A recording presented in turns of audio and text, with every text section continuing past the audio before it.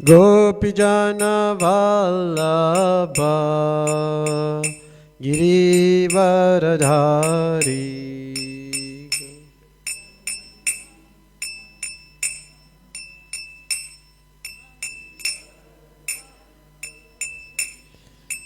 Yashodanandana Brajajana Ranjana Yashodanandana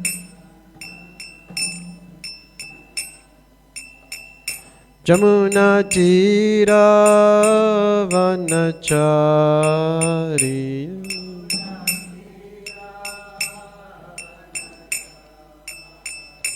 Jaya Radha Madhava Kunja Bihari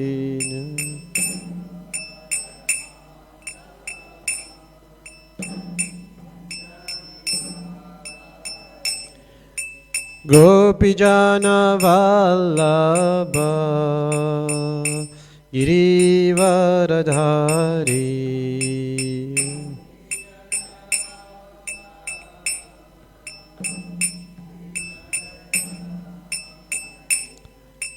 Yashodanandana Brajajana Ranjana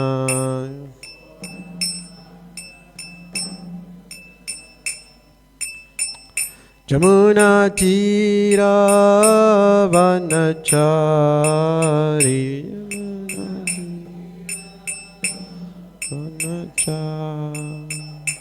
Jaya Radha Madhava Kunja Bihari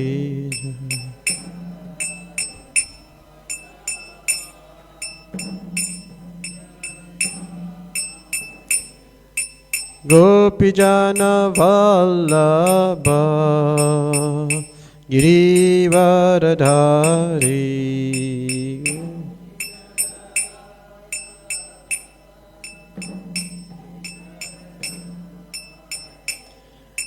Yashodanandana Brajajana Ranjana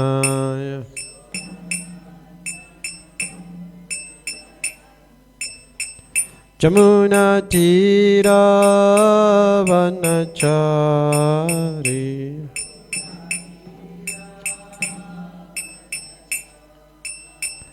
Jamuna Tira Vanachari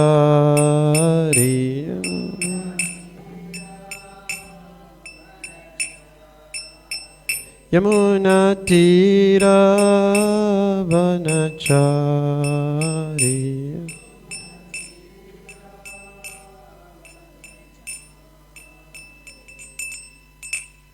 Jai Vishnupad Paramahamsa Pravijacharya Astoru Shishimata's Divine Grace A.C. Bhaktivedanta Swami Prabhupada Ki Jai Vishnupad Paramahamsa Pravijacharya Astoru Shishimata's Divine Grace Bhakti Siddhanta Saraswati Swami Goswami Maharaj Prabhupada Ki Ananta Koti Vaishnavrinda Ki Nam Acharya Sridas Thakur Ki प्रेम से कहो श्री कृष्ण चैतन्य प्रभु नित्यानंद श्री अद्वैत गदाधर शिव सरी गौर भक्त वृंद की श्री श्री राधा कृष्ण गोप गोपीनाथ श्याम कुंड राधा कुंड गिरि गोवर्धन की वृंदावन नवदीप धाम की Ganga my Jamuna my की भक्ति देवी तुलसी देवी की साम बेट भक्त वृंद की निताय गौर प्रेमानंदे. All glories to the assembled devotees. All glories to the assembled devotees. All glories to the assembled devotees. All glories to Shri Guru and Shri Gauranga. All glories to Srila Prabhupada. Srila Prabhupada ki. Om Namo Bhagavate Vasudevaya.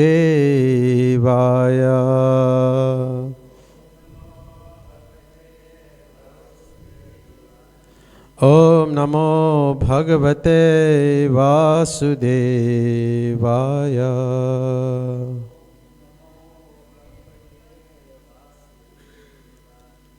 Om Namo Bhagavate Vasudevaya.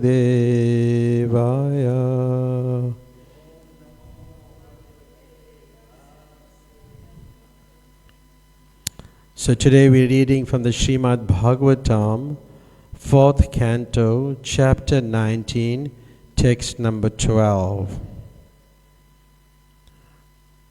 Tamatrir Bhagavan Aikshat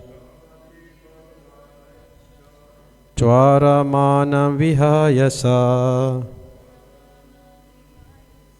Amuktam Eva Pankandam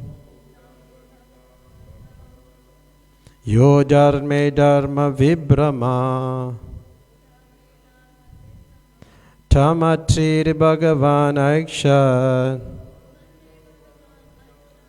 Twara Manam Vihayasa Amuktam Eva Pankandam Yo Dharme Dharma Vibrama Tamatrir Bhagavan Aiksha Twara Manam Vihayasa Amuktam Eva Pankandam Yo Dharme Dharma Vibrama.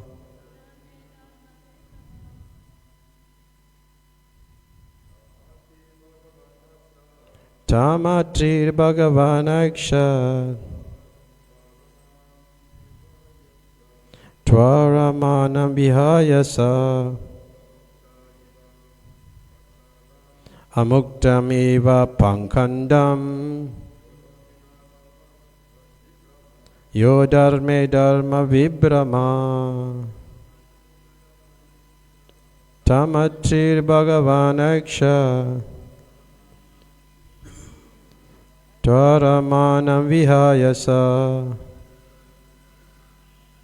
Amuktam Eva Pankandam Yo Dharme Dharma Vibrama. Tamatrir Bhagavan Aiksha Twara Manam Vihayasa Amuktam Eva Pankandam Yo Dharme Dharma Vibrama. Word for word. Tam, King Indra. Atri, the sage Atri. Bhagavan, most powerful. Aikshat, could see. Twara Manam, moving very hastily. Vihayasa, in outer space. Amuktam Eva, like a liberated person. Pankandam, imposter. Ya, one who. Adharme, in irreligion. Dharma, religion. Vibrama, mistaking. Translation. When King Indra was taking away the horse, he dressed himself to appear as a liberated person. Actually, this dress was a form of cheating, for it falsely created an impression of religion. When Indra went into outer space in this way, the great sage Atri saw him and understood the whole situation. Purport by His Divine Grace, A.C. Bhaktivedanta Swami Prabhupada. The word Pankanda used in this verse is sometimes pronounced Pasanda. Both these words indicate an impostor who presents himself as a very religious person, but in actuality is sinful. Indra took up the saffron-colored dress as a way of cheating others. The saffron dress has been misused by many impostors who present themselves as liberated persons or incarnations of God. In this way, people are cheated. As we have mentioned many times, the conditioned soul has a tendency to cheat. Therefore, this quality is visible in a person like King Indra. It is understood that even King Indra is not liberated from the clutches of material contamination. Thus the words amuktam eva, meaning as if he were liberated, are used. The saffron dress worn by a sannyasi announces to the world that he has renounced all worldly affairs and is simply engaged in the service of the Lord. Such a devotee is actually a sannyasi or liberated person. In Bhagavad Gita 6.1 it is said, Anasrita karma phalam karyam karma karotiya sasanyasi cha yogi cha naniragnir na chakriya. One who is unattached to the fruits of his work and who works as he is obligated is in the renounced order of life, and he is the true mystic, not he who lights no fire and performs no work. In other words, one who offers the results of his activities to the Supreme Personality of Godhead is actually a sannyasi and yogi. Cheating sannyasis and yogis have existed since the time of Prithu Maharaja's sacrifice. This cheating was very foolishly introduced by King Indra. In some ages, such cheating is very prominent, and in other ages, not so prominent. It is the duty of a sannyasi to be very cautious because, as stated by Lord Chaitanya, Sanyasire alpa chidra sarva loka gaya. A little spot in a sannyasi's character will be magnified by the public. Chaitanya Charitamrita, Madhya Lila 12, chapter 12, text 51. Therefore, unless one is very sincere and serious, he should not take up the order of sannyas. One should not use this order as a means to cheat the public. It is better not to take up sannyas in the age of Kali, because provocations are very strong in this age. Only a very exalted person, advanced in spiritual understanding, should attempt to take up sannyas. One should not adopt this order as a means of livelihood or for some material purpose. The text again, I'll just read the text again and then we can just go the verse again. When King Indra was taking away the horse, he dressed himself to appear as a liberated person.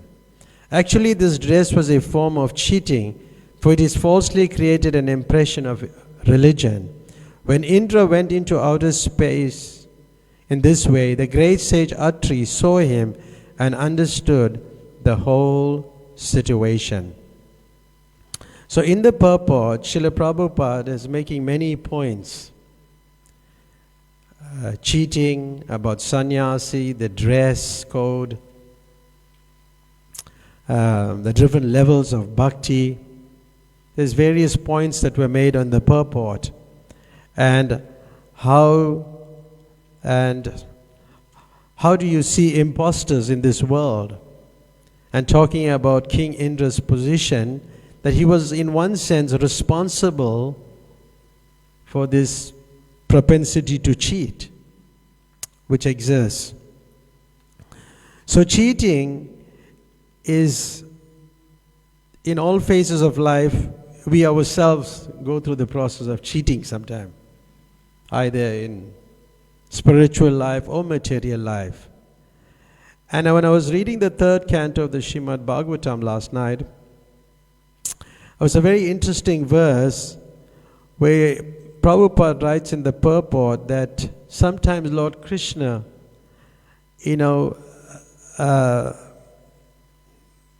creates certain situations for enjoyment for people that are maybe perhaps very much lusty. And he was talking about a person who's playing tennis, especially females when they're playing tennis. So these are arranged by demonic people, these so-called sports, so that the girl is bouncing the ball and the man is attracted. And Prabhupada writes in the purport that the purpose of such sporting is to see the bodily construction of the beautiful girl and enjoy subtle sex life. So this sometimes happens. This demonic sex mentality of material enjoyment is sometimes encouraged by so-called yogis, who encourage the public to sex life in different varieties, and at the same time advertise that if one meditates on a certain manufactured mantra, one can become God within 6 months. So the public wants to be cheated, so therefore, Krishna, he creates such cheaters to misrepresent and delude the people. It's like a father, satisfying different children who have different desires. That's how it really works. So that's quite interesting about cheating. And when we may read in the scriptures about cheating, but sometimes you find there's also a level of diplomacy in devotees. And diplomacy is not bad. It could be regarded as devotional service, but depending on one's position, where the person is situated. If one is diplomatic. Like N. Prabhupada quoted different examples in a purport in the Chaitanya Charitamrita, especially Sanatana Goswami, who cheated the keeper in the prison house because he wanted to go and be with Sri Chaitanya Mahaprabhu. And he said so many things, like you're such a religious person, So he was very nice to the person. But also like Raghunath Das also cheated his priest and left home to satisfy the Lord. So sometimes people cheat for higher purposes. And that has to be also understood. But it must be for the Lord. Because such cheating was necessary for a great cause. And as Prabhupada writes in his purports, and there's no loss for any party in such a transcendental fraud. There's no loss. But then we read in the scriptures that in Kali Yuga, sannyas is prohibited. Because people in the age of Kali are all Sudras. And they cannot follow these rules and regulations of sannyas life. And you find that sannyasis, sometimes in other sampradayas, we may also have that problem, that sometimes they have private relationships with women. So this is abominable situation in this age. And people do dress themselves as sannyasis in many other religions, and they like renunciants, but they engage in all sinful life. Not necessarily people following the Vedic culture, people also follow renunciation from other paths, but they misuse their position, they misuse their dress. But in Kali Yuga, if the injunction is not to accept sannyas, but we have also sannyasis. That may be the question, right? We also have sannyasis, but Lord Chaitanya was saying that no, we should be careful. We should not accept sannyas life, but rather we should take to the chanting of the holy name. That's what he was propagating, because we have a constant companion with us, Krishna, because Krishna is non-different from his name, and we have a constant companion with us in our heart. And hearing is more important than thinking. Because thinking may disturb you, may agitate you, and you may be disturbed. But if one concentrates on hearing, he will be forced to associate with the sound, which is also difficult. Because sometimes we're singing, then people are not singing also. To hear the sound vibration of Krishna. And as we said, the sound vibration is different from Krishna. The holy name is not different from Krishna. And therefore, as sannyasis, they have a constant companion, should be the holy name. And their servants and other people and other associates. But their constant companion should be the holy name. And we see that even we experience sometimes some temporary fall down by devotees who's practicing Krishna consciousness. And how do we look at it? How do we see it? And there was a devotee in Mexico, his name was Hanuman Prabhu, who had been a sannyasi, and unfortunately in the course of his preaching activities, he had fallen and got married.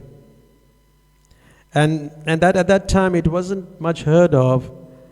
So when this happened, the devotees were a little disturbed. But then when he came to see Srila Prabhupada, he said, Prabhupada, Lord Chaitanya rejected Chota Haridas because he glanced at a woman in a lustful way. I'm afraid because I also lusted after a woman, perhaps you are going to reject me. And Srila Prabhupada looked at him and he paused, like in a very thoughtful way. Lord Chaitanya is the Supreme Lord. He can spread this movement anyway. I'm just an ordinary servant of God and I need help. I cannot do what he can do. And since you have rendered so much service to me, how can I reject you? So Srila Prabhupada, that even people had fallen from the process, he looked at it in a very merciful way. And as devotees, we should also be like that.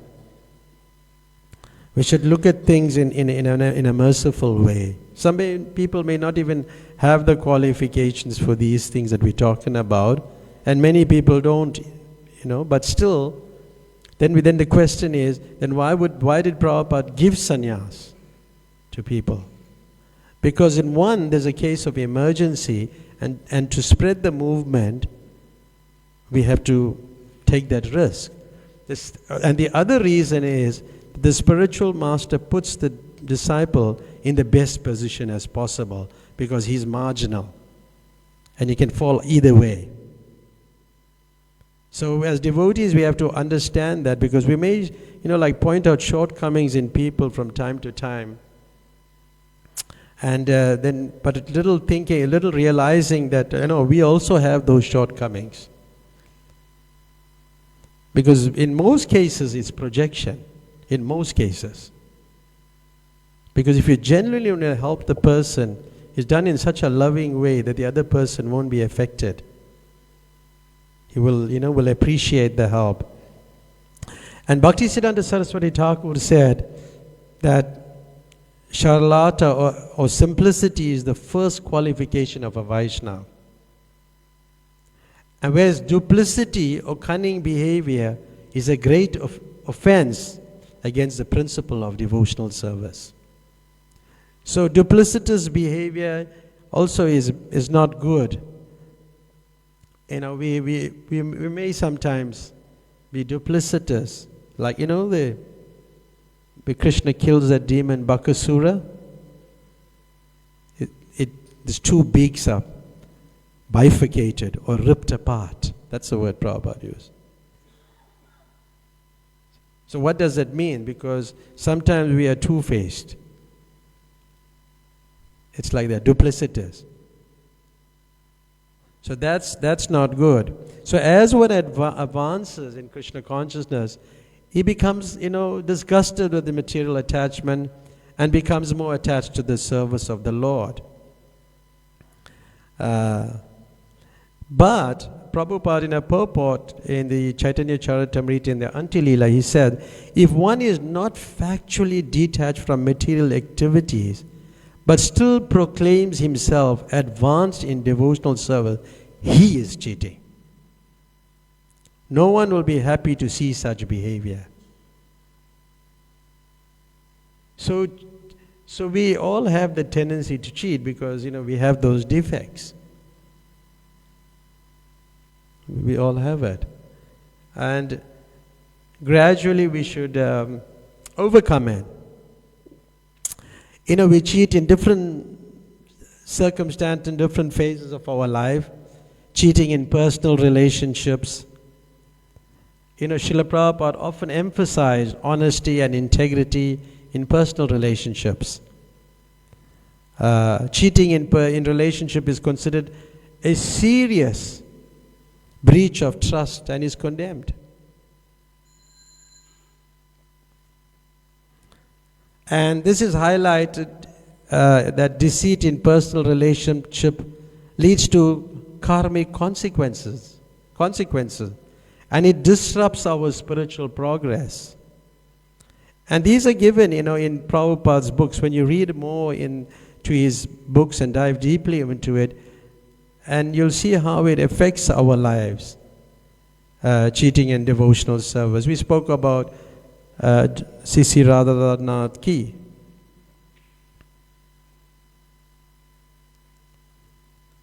Yeah, and Prabhupada warns us about, pretending to be a devotee while engaging in deceitful activities. But he stressed that genuine devotion involves sincerity and honesty. And cheating or duplicity undermines spiritual progress. So, you could point fingers to everybody, but rather just become more introspective and see that maybe I also have false devotion. And generally when people point out sometimes your shortcomings, we try not to challenge it. We try not to challenge the shortcoming. I have personal experience of that in many cases. And when you remain silent, then gradually the other person realizes the mistake in due course of time. That's how it works. Like cheating the spiritual authorities, Prabhupada is also firm about, respecting the instructions of the spiritual master, the institution. So many different, the psychological effects of cheating is like guilt, anxiety, so many different areas, and how it impacts on your self-esteem, and you struggle with an internal conflict. These are things that happens, to all of us. And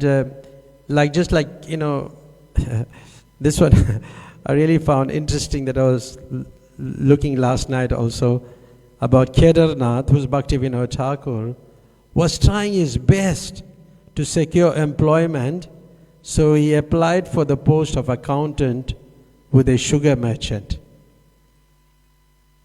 who attempted to give him some training. That's another thing, you should be given training. So the young man was surprised to see that cheating was involved. He said, when I purchased a large quantity of sugar, I obtained an extra sack of sugar. So what will you do if you get an extra sack of sugar? Came to the temple. What will you do? Will you return it? Will you think, no, I should use it in Krishna service? What will you do? You use it in Krishna service? What do you think? You can, it works both ways, but best to return it. Because that person will realize your honesty. And that will be his Krishna consciousness, by appreciating your honesty. See, we may not look at it like saying, oh, we go cut flowers from other people's garden and things, but that's not recommended either. That's not what we meant to do. Okay, so he said, so I noticed this and I considered it irreligious to cheat. I therefore informed the merchant. The merchant advised him that it would be better for him to get a job as a teacher, that business life would be difficult for one of his principals. Because in business life you cheat. What do you think about that? Now this is Bhaktivinoda Thakur. So it's there, and there's so much could be said about cheating in different areas, a dishonesty in leadership. Prabhupada sometimes criticized dishonest practice in leadership and governance within the society, within our society, and even the political realm. He was criticizing dishonest practices. If Prabhupada firmly believed that leaders should act with integrity and transparency. So many, many examples can be given, and I won't give you all. I have many, many more to speak about. But earlier on we were speaking about Raghunath Das Goswami, Ramananda Rai. We didn't speak about Ramananda Rai, how he influenced Lord Chaitanya to see the king Prataparudra. Because they had this knowledge how to deal with people. Because they were mainly government officials. And government officials knows about diplomacy and tact and these kind of things. So they all worked in government circles.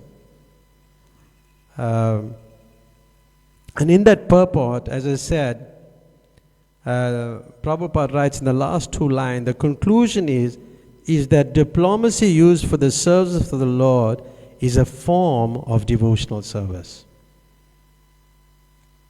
It's a form of devotional service. But then, we ask ourselves, how devotees become deceitful?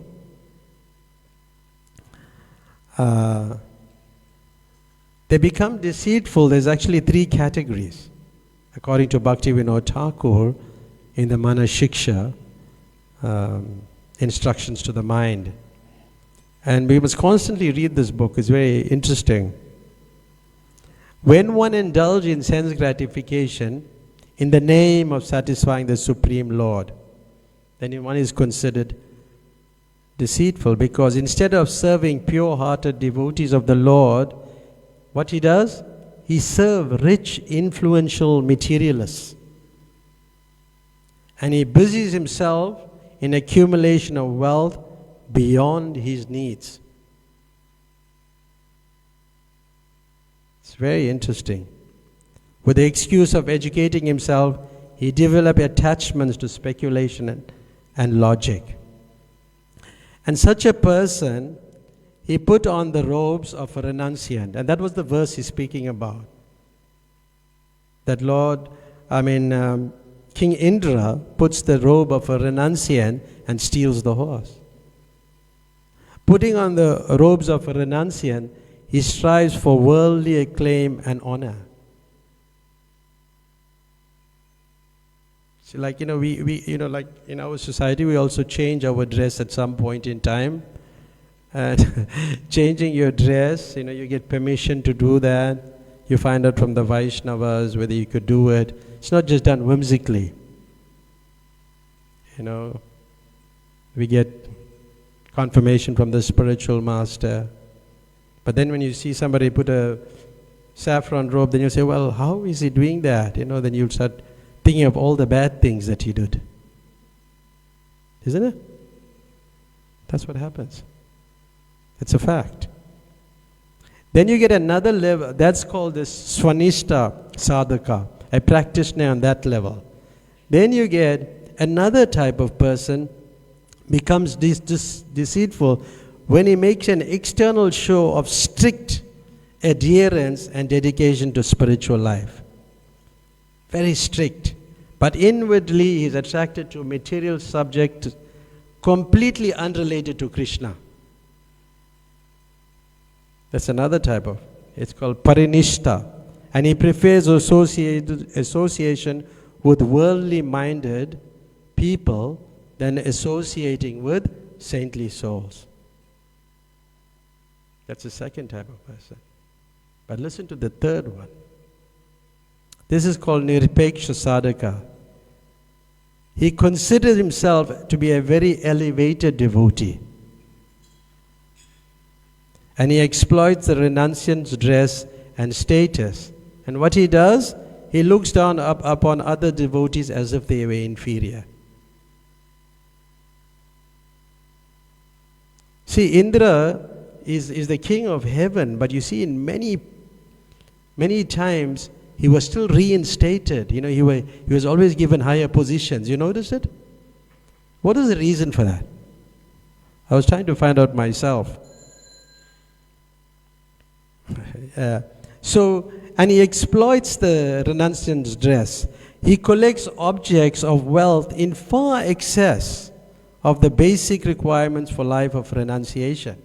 Therefore, if you get too much, as a renunciant, it's not good. And then everything is spoiled. Then he leaves the temple to collect funds and donations only to remain in close contact with materialists. My God, And then he's always in anxiety about collecting funds. The anxiety is there. Yet he covers how does he cover it? His deceit with a show of devotion. So such a person is over attached to his dress, position, rules and regulation of the renounced order, and thus neglect the main purpose of spiritual life, which is to develop attachment for Krishna. So here we find that, King Prithu is doing something, some horse sacrifice, and horses are the most beautiful animal on the planet. You're aware of that, right? The horses are very beautiful, And Prithu is doing this. King Prithu is doing the sacrifice, but the horse is being stolen by King Indra, and Atri Rishi is watching it being taken away. So he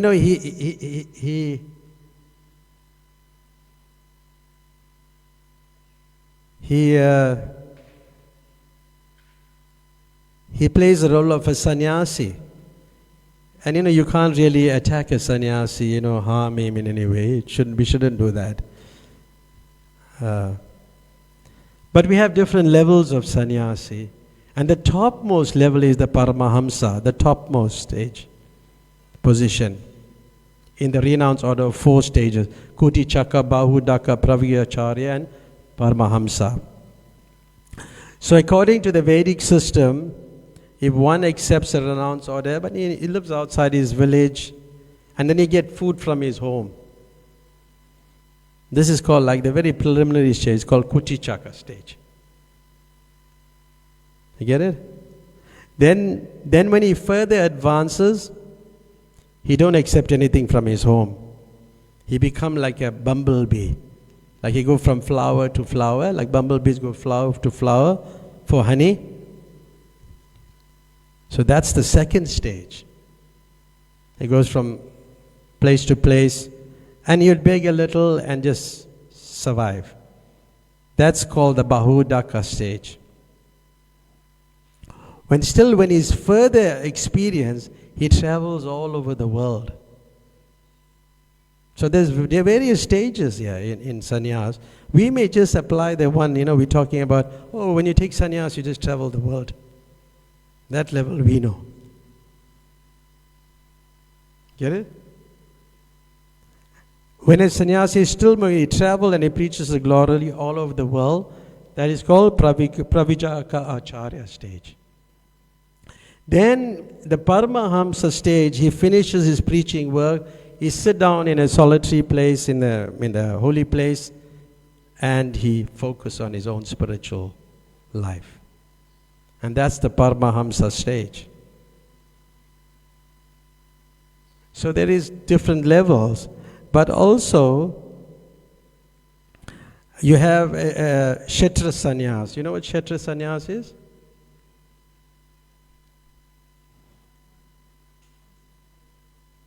Kshetra Sannyas. Just like when Gadadhar Pandit wanted to go with Lord Chaitanya, he forbid him. He said, no. Don't give up your Kshetra Sannyas. You must just stay there. So when one takes Kshetra Sannyas, he leaves his household life and he goes to a place of pilgrimage devoted to Lord Vishnu. Like maybe Vrindavan, Mayapur. You can come to the Hare Krishna temple here also. But Kshetra Sannyas, in these places, you can live alone or with your family. So Bhaktivinoda Thakur considered Kshetra Sannyas to be the preferable Vanapras situation in this age of Kali. So in this age of Kali, he considers the Kshetra Sannyas the real Vanaprastha stage. It's quite interesting. That's in the Madhya Leela purport. You can read about it.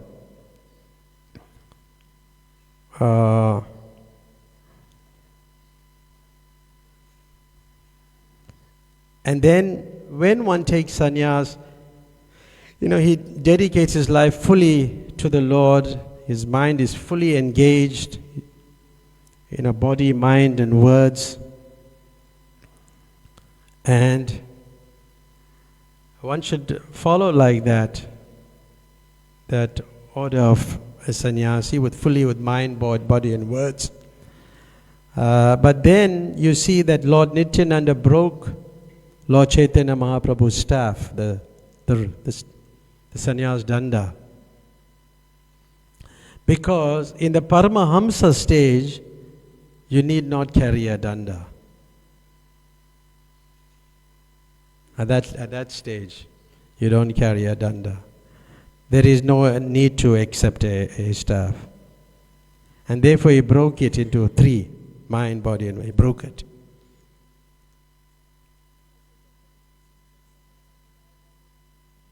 Huh?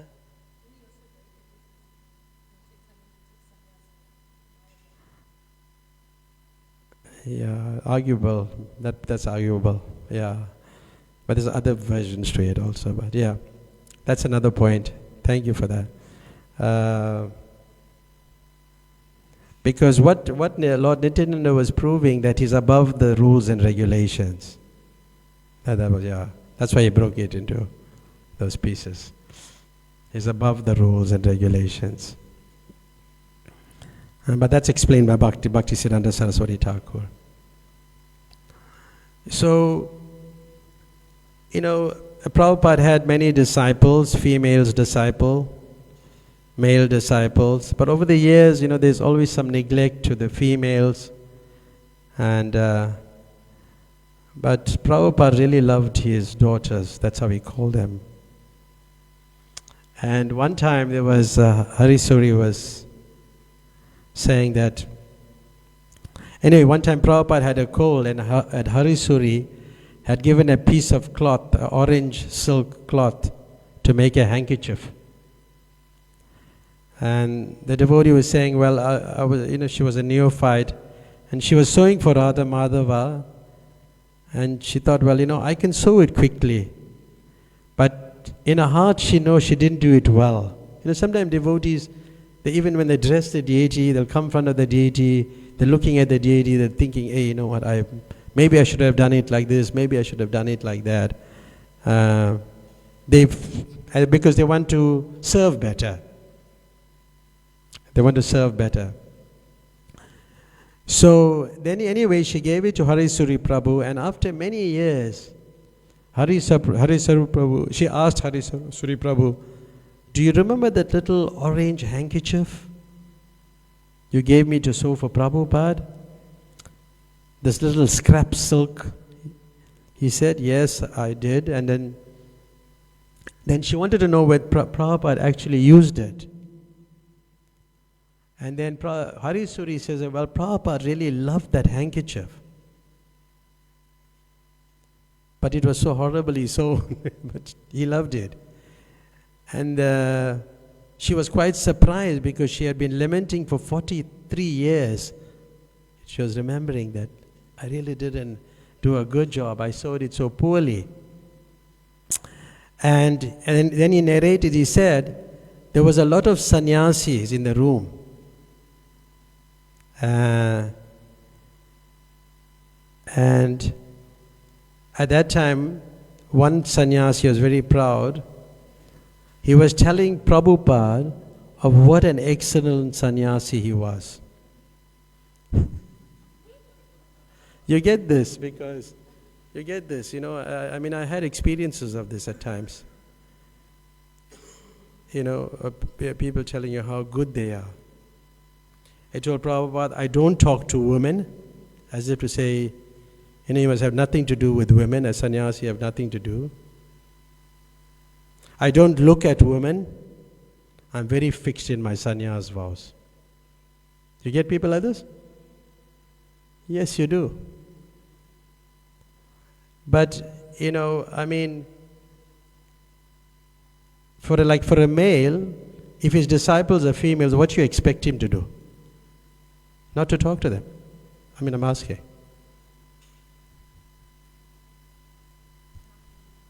Huh? Yes, we have to interact with the person. We have to give them instructions.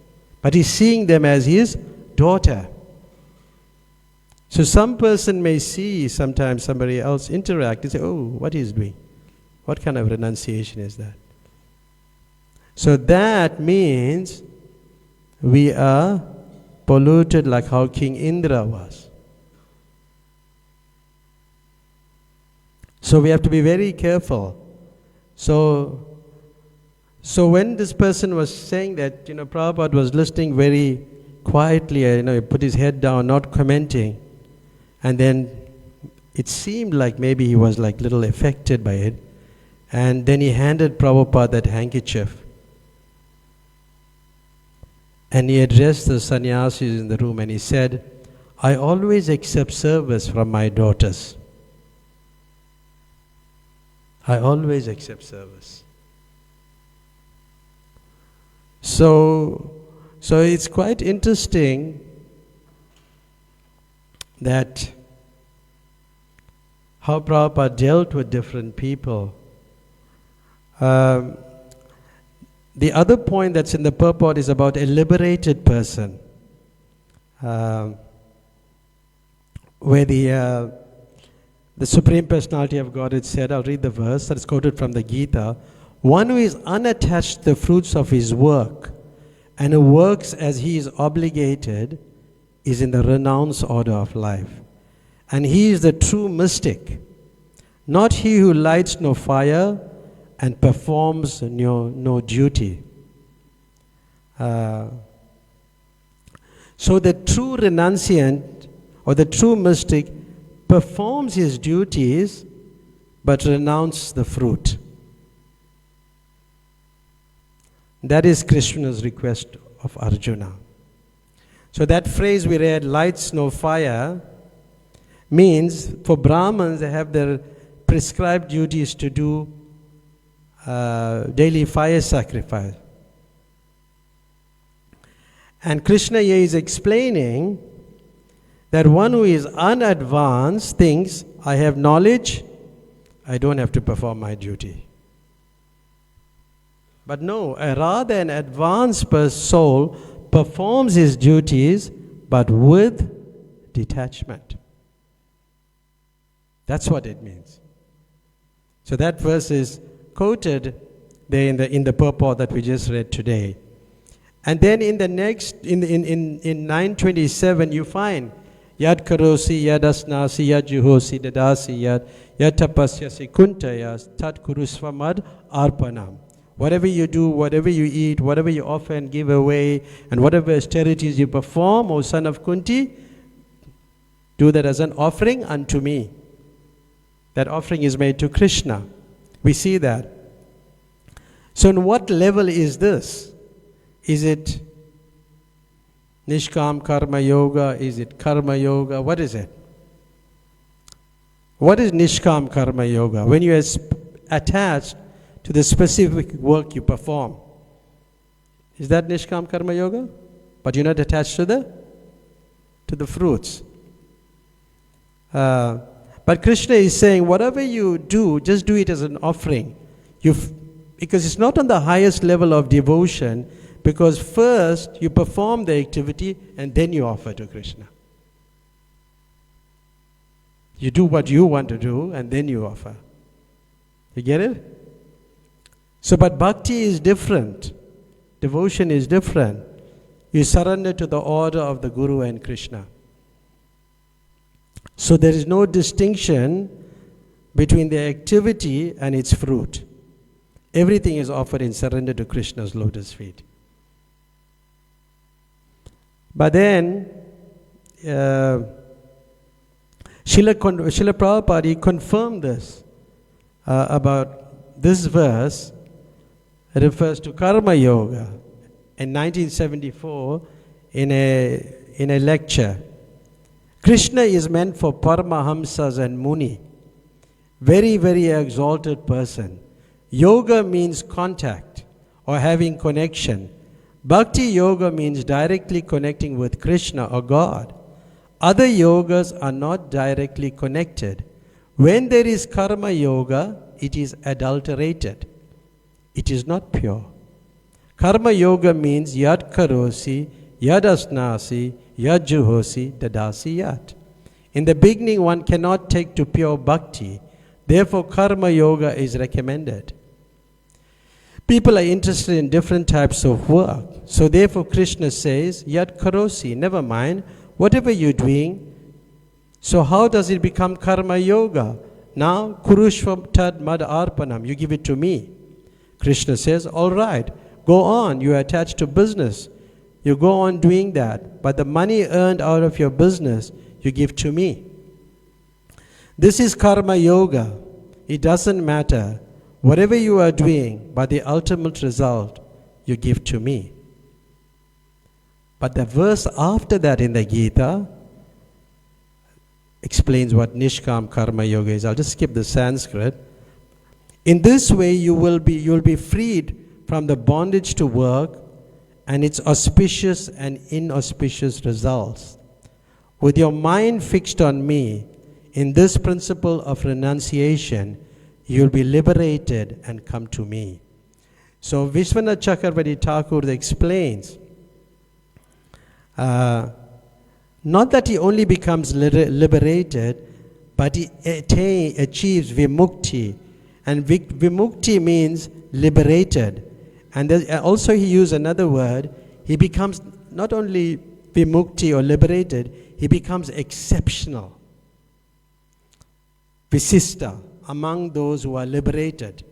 And he comes into my proximity in order to serve me directly. That's how it works. It's very systematic.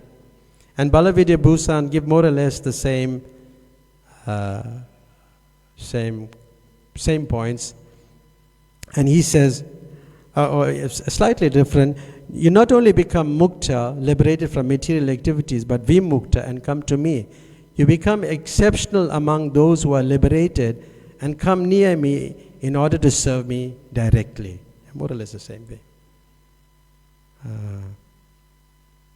So we'll stop here. I'm always on time. So if there's any comments or questions you'd like to ask or raise some points, if anybody want to make some additions. Yes, your microphone to Ranga.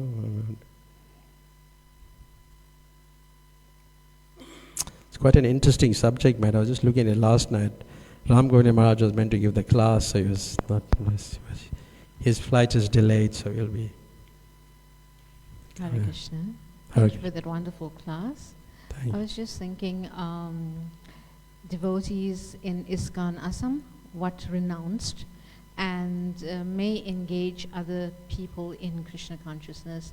So sometimes the male may engage the female, like that. But in the public's eye view, it's basically wrong for devotees to do that, especially those who are wearing saffron. So I was just thinking, loka vichar is very important, public opinion, So therefore, we should tread very carefully also, on how we actually reciprocate with the opposite sex. Yeah, that's true. And we find that even our devotees are criticized on social media on these things very much. But in some instances, they may not understand the person also. Like one very senior sannyasi in our movement, he just loves people and interacts with people very freely, but he's a very fatherly person according to me. And this is how I've always looked at him. And whenever people brought up his name, that this kind of thing, that he's interacting freely, I said, well, you don't understand him. You don't know that he loves children, he loves people. So it's not that he's breaking the principles. But yes, public sentiment is also important, but also understanding the person is also important. Exactly. It makes sense, right? Yes. Because many of our devotees are, and that's why I switched myself off from the Facebook and things like that. And people are sometimes criticized by their own disciples also, spiritual masters. And that's not very good, that's not good at all. But that's how I looked at things. That's how I always looked at it. Yeah, but thank you for that. Because loka vichar is an important factor. And Prabhupada speaks about that, public sentiment. And we have to be cautious all the same time. Thank you for that, Rangadevi. Anybody else would like to say anything? No. Okay. So thank you very much. Hare Krishna. Srila Prabhupada ki. Jai. Hare Krishna.